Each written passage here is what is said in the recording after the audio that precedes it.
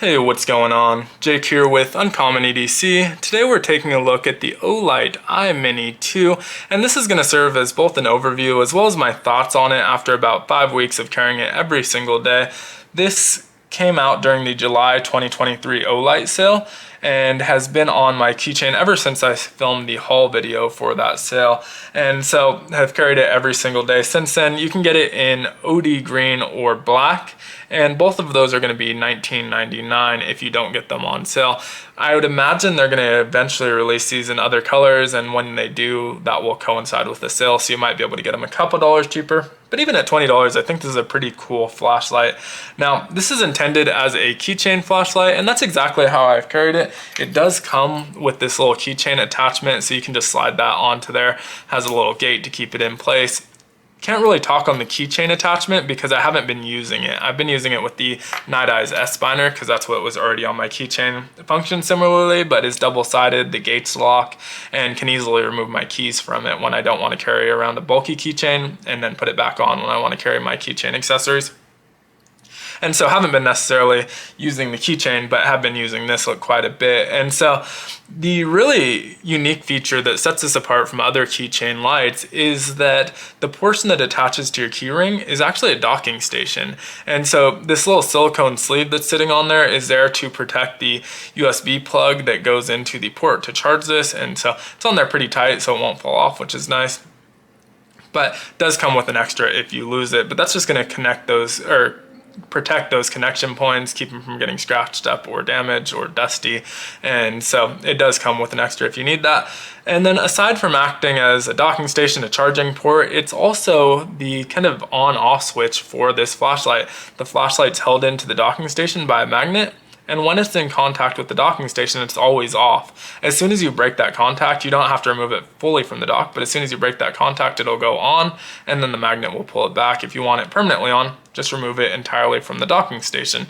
And so really cool, unique feature. No other way to turn it on or off. So once it's out of there, the only way to turn it back off is to either put it back in the docking station or let that battery deplete.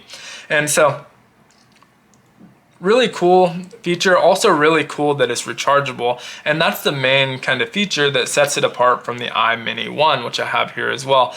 And one thing you might immediately notice is that although the iMini2 is starting to look a little bit pocket worn, not really the case with the iMini1, and that's because this kind of has a fatal flaw for me. I thought it was a cool, unique novelty at first. I ended up using it as a zipper pull, but this is not rechargeable like the iMini2, and the batteries aren't something you can just go pick up at the gas station like a AAA or a AA battery. You probably need to consciously order those specific batteries for this light. It's 10 lumens and lasts for 30 minutes, which isn't very long to have to order basically a proprietary pack of batteries. And so didn't love that about it, and so ended up just getting thrown in a drawer. I thought the on-off feature was cool, but threw it in a drawer. And so actually I should keep that here nearby for just a second. So when they announced the rechargeable version, was super excited about that. Now, in terms of size, the iMini1 is the same size as the iMini2 with this docking station installed. So obviously the iMini2 with its docking station ends up being a decent bit bigger, about 0.7 inches longer. And so that's going to be the other difference. And then the last difference is just the output. So this has a 10180 80 milliamp hour lithium battery, and that puts out 50 lumens of light versus 10 with the iMini. You also get 21 meters throw, so it's a lot more significant, where the iMini is basically like a higher moonlight mode. This one is actually a decent bit of light and a decent bit of throw, so it can be pretty bright. And then it's also has a runtime of 60 minutes versus 30 minutes, so you're getting more output for longer, which is really nice. And then obviously the fact that you can recharge it means that you don't have to buy a battery every time you use it for 60 minutes. So mentioned it's about 0.7 inches longer. Total dimensions in the docking station, you're looking at 2.17 inches. The diameter of the thickest part, which again is that docking station, is 0.59 inches, and it weighs in at 0.7 ounces. And that's not on its keychain, so just with the docking station and that sleeve, we were looking at about 0.7 ounces. So not super heavy at all, and a decent bit of output.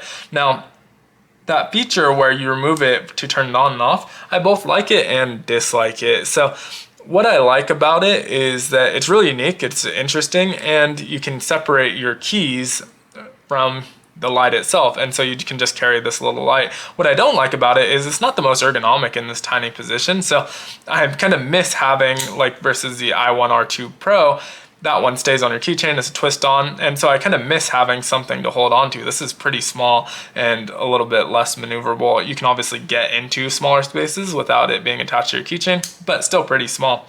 Now, what I really like about it is that tail switch is magnetic, so you can put this up on, the hood of your car is the classic example, and it works really well in that capacity if you're checking the fluids of your car at night. But if you're a mechanic who's always in tight spaces where light doesn't necessarily reach, you probably want something with a little bit more robust battery life. Same thing if you're, looking for something in your tent while camping, but if you're exploring at night or caving, you're probably going to want something more robust. And so as long as you know kind of what you're using for, I think it works really well. But what I don't love about that same thing is, you're missing your handle of your keys because it's detached, but also your keys are still sitting in your hand, so you end up having this in one hand, your keys in the other. Maybe you drop your keys in your pocket, and now you have no way of turning this light off. If you just want to conserve battery for a minute but you're going to use it again, you can't turn this off in any way, so you have to fish your keys back out of your pocket, put it on the docking station, or just hold on to it and let the battery deplete. And so if you're limited on how much battery you have left, not necessarily the greatest option.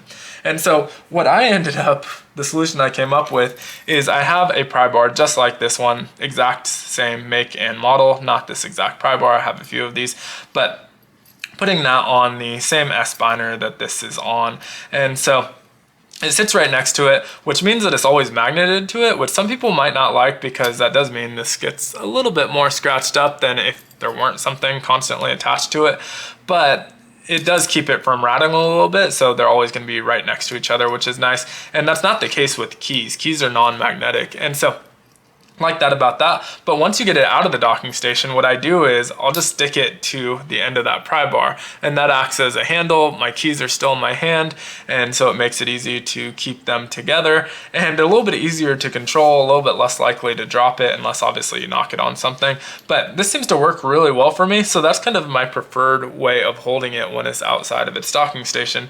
And so it may not be for everyone, but for me, having something magnetic on my key ring that's flat and can act as kind of a handle for it, gets it a little bit out from the rest of your keys, but still pretty easy to control. Really like that. And so if you're always using it around metal and you can, you only use it under the hood of your car or near your fridge, other metal items, that's perfectly fine. But I find that most of the time I'm using it in hand, so having a handle is a really nice option that's not gonna turn it off like the docking station. But otherwise, really cool flashlight, and not as worried as I was when I got it. Originally I was worried that this USB charger is going to eventually break off, but it is solid as a rock still, have had no issues. Now it's only been 5 weeks, and you really can't simulate wear and tear. This has only been out for 6 weeks, and so I kind of have a dilemma on whether I continue to keep this on my keychain, continue testing this specific light, or switch over to a different keychain flashlight. And so that's a little bit of a tough choice because I do want to know how well this will hold up, but at the same time I'd like to cover some other flashlights. I do carry this in or simultaneously as a full-size flashlight, and then if I don't have the full-size flashlight, I always have the keychain one on me, but do try to carry two, that way I can kind of look at two flashlights at the same time, but also don't really want to add a third flashlight to that rotation, another one on my keychain, and so have to kind of decide how long I want to test this. And so would love to hear in the comments if you have a preference or thoughts on it. Would you prefer in a 3 months period to get 3 flashlight reviews each carried for a month, or would you prefer 1 3-month review of the same flashlight after 3 months or 6 months or a year? And so I've always been someone who kind of cycles through gear a lot more. Even before I had a YouTube, I'd get bored of gear and switch it out, and it may be the same gear in a different color, it may be a brand new thing, but I've always been someone who likes to switch, but at the same time really would love to kind of figure out how this carries after a year, if it holds up. And the only way to do that is to actually carry it for a year. That's not something you can simulate. And so would love to hear your thoughts on it in the comments below. But otherwise, just let me know what you think of this flashlight. Like and subscribe if you enjoyed the video. And as always, I hope you have a great one. Take care.